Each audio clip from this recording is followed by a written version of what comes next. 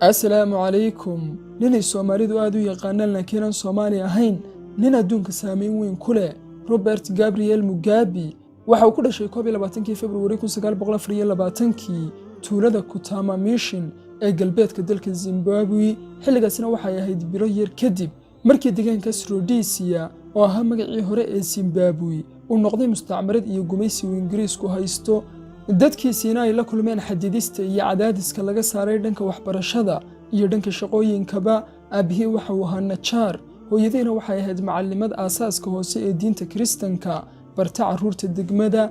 khilaaf dhex maray isaga aabihii Gabriel iyo mid ka mid ah baadiriyadii kaniisadda ayaana sababay inay qoyskooda laga caydhiyo tuuladii ay ku dhaqnaayeen sanadkii 1930. muddo kadibna inta waabahood qoyskoodan oo ka koobnaa 6 carruur ah iyo hooyadood ka tegay si uu shaqo u raadsado, ayuuba gabadh kale xiriir la sameeyey oo ay 3 carruur u dhashay. 1944 ayuuna aabihii dib ugu soo laabtay qoyskooda isagoo 3dii carruurta ahaana wata, balse markiiba wuu dhintay.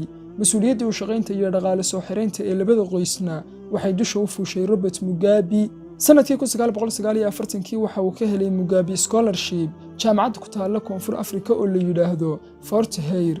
halkaasna waxay iska barteen oo uu xubin ka noqday ururka African National Congress Youth League. waxaana ay halkaas isku barteen yuhuud badan oo u laqimay oo baray mabaadi'da iyo fikradaha Marxist hanti wadaagga ahaa. bartaasina waxay ahayd halkii ay noloshiisii iyo afkaartiisiiba isku wada bedeshay. waxaana uu jaamacaddaas ka qaatay bachelor taariikhda iyo suugaanta Ingiliishka sanadkii 1951. sanadkii 1952 ayuuna ku soo laabtay dalkiisa, waxaana uu bilaabay shaqo macallinnimo. sanadkii 1958 waxa uu aaday dhanka dalka Ghana, halkaas oo iyadana uu kaga shaqaynayay macallinnimo. isla sanadkaasna waxa uu qaatay digrii dhaqaalaha. deegaankaas Ghana waxa uu ku soo indheeyay sida uu dalku noqonayo marka uu qaato madax bannaanida ee gumaysiga uu ka baxo. waxaana uu ahaa dalkaas Ghana kii ugu horreeyay ee ka qaata gumaysigii reer Yurub xorriyadiisa. markaas uu Ghana joogay ayuuna muujistay oo ku dhawaaqay inuu yahay shuuci aaminsan fikirkii hanti wadaagga ahaa ee Marxismka. waxaana sidoo kale ay halkaas isku soo barteen xaaskiisii ugu horreysay ee Sally Hayfron ama Sarah Hayfron. xaaskiisaasna waxay isguursadeen 1961 waxaana ay ka dhimatay 1990.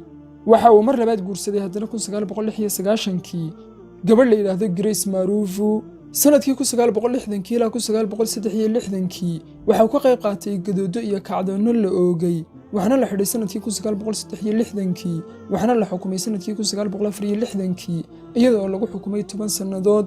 sanadkii 1974 markii la sii daayeyna wuu iskaga tegay deegaankiisii Rhodesia, waxaana uu aaday dhanka Mozambique, halkaas oo uu madax u noqday ciidankii dhaqdhaqaaqii xoreynta Zimbabwe ee ZANU ee uu maalgelin jiray Shiinuhu oo uu isagu aasaasay si ay ula halgamaan gumaysigii Ingiriiska ahaa. sanadkii 1979 ayuuna dalkiisa gadaal ugu soo laabtay iyada oo bannaanbaxyo diiran lagu soo dhoweeyey. doorasho dhacdayna waxa uu ku guulaystay inuu noqdo hogaamiyihii xukuumaddii ugu horreysay ee uu dalkiisu yeesho 4 Maarch 1980, waxaana uu noqday markan ra'iisul wasaaraha. sanadkii 2002 ayay hoos u dhacday shacbiyaddii xisbigiisa ZANU kadib markii dalka hoos u dhac dhaqaale oo lixaadlihii ka dhacay. doorasho la galayna waxay xogeedyada badankeedu ay xusayaan in xisbigiisu uu ku shubtay, sidaasna jidka loogu saxartiray xukun aan soo afmeeran lahayn oo uu Robert Mugabe dalkaas Zimbabwe ku qabsaday. dhaqaale burburkaas dalkiisa soo waajahayna waxa uu ku eedeeyey Mugabe dalalka reer galbeedka iyo dadkii laga tirada badnaa ee dalkiisa ku dhaqnaa ee caddaankii gumaysi ka hadhka ahaa oo weli in badan oo ka mid ah ilaha dhaqaale ee dalkiisa gacanta ku hayay sida beeraha, hogagga macdanaha iyo warshadaha wax soo saarka. waxa uu aad u nacbaa Mugabe khaniisiinta iyo dadka magaca qurxoon ee homosexualka loo sameeyey, waxaana uu ku tilmaami jiray inay yihiin dad xigeen ama dad weeke subhuman ee aanay ahayn dad dhammaystiran.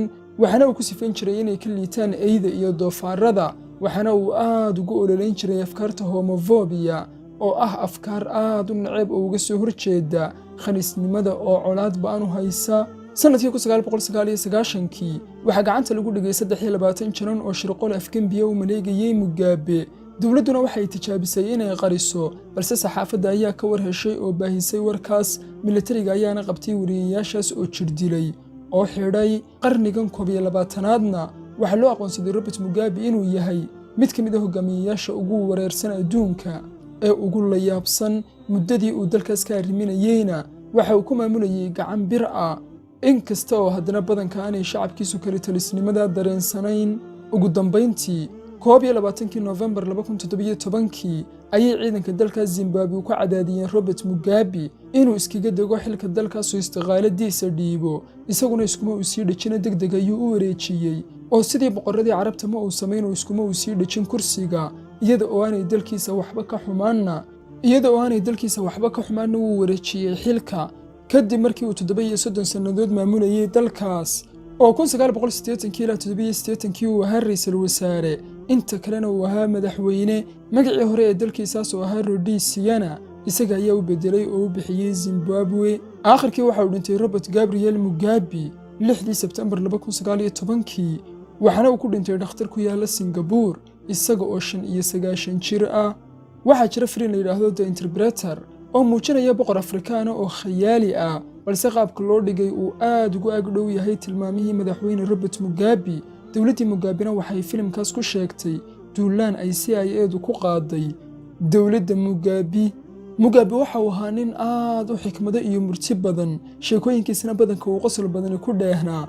qaar ka mid ah haddii aynu soo qaadanana madaxweynaha Mareykanka ee Barack Obama isaga oo uu dhalay aabe Afrikaan ahi waxa uu ku adkaysanayaa inaanu ina siinayn taageero ilaaynu taageerno khaniisiinta, balse waxaan weydiinayaa ma waxaad ku dhalatay adigu xiriir khaniisnimo oo laba khaniis ayaa iska kaa dhalay? annagu waxaanu doonaynaa inuu sii socdo jiritaanka aadamuhu, kaasina kuma dhacayo khaniisiinta oo la taageero. mar kalena waxa uu yidhi markaan maqlay inuu Obama ka dhawaajiyey ogolaanshiyo uu ku taageerayo khaniisiinta waxbay igu dhalatay fikrad ah inaan tago caasimadiisa Washington oo intaan ruuga dhigto aan Obama laftiisa guur ka codsado oo inaan guursado aan ka dalbado. mar kale waxa uu yidhi dhulkan innaga ayaa leh ee malaha reer Yurub, innaguna waynu hanannay, innaguna kuwa inaga dambeeya waa inaynu ku wareejinnaa. dadka caddaanka ee ina gumaystay ma aha Afrikaan ee Afrikaan ayaa leh, Zimbabwean ayaa leh. ma awoodid gabadh inaad qanciso intii uu Ilaahay qanciyey in ka badan. Ilaahay waxa uu siiyey xirribo, inta ay xiirtay ayay qaar samaysa gashatay. Ilaahay waxa uu siiyey cidiyo, inta ay gurtay ayay qaar samaysa gashatay. Ilaahay waxa uu siiyey timo, inta ay goysay ayay buruko gashatay. qiyaasahoodii ayay bedeshay oo qaab kale u samaysay. kuma tahay adigu marka aad doonayso gabadh ku qanci weyday wixii Ilaahay siiyey inaad qanciso? maalmo dhexdaas waxaan barnaamij ka sameeyey dhiirigelintu inaanay ahayn wax caadi ah ee ay tahay dabin. fikradaha Robert Mugabe markii aan baadhiyey ka helayna waxa uu ku muujinayaa qodobo taageeraya fariinta aan soo gudbiyey. waxaana uu yidhi maruu dacayadeynayay dhiirigeliyayaasha qolyaha ah oo muujinayay inay isu yaqaanaan iyagu inay dadka dhiirinaantooda hayaan oo haddii ay kala dib dhacaan ay dadku niyad jabayaan, ayuu yidhi weer dacaayada oo ahayd maanta idinma hayo waxaan idinku dhiirigeliyo ee isdhiiba haddaad doontaan. yacni dhiirigeliyayaashu waxay u yaqaanaan haddii aanay dadka iyagu dhiirigelin cid dhiiranaanaysa haba inaanay jirin.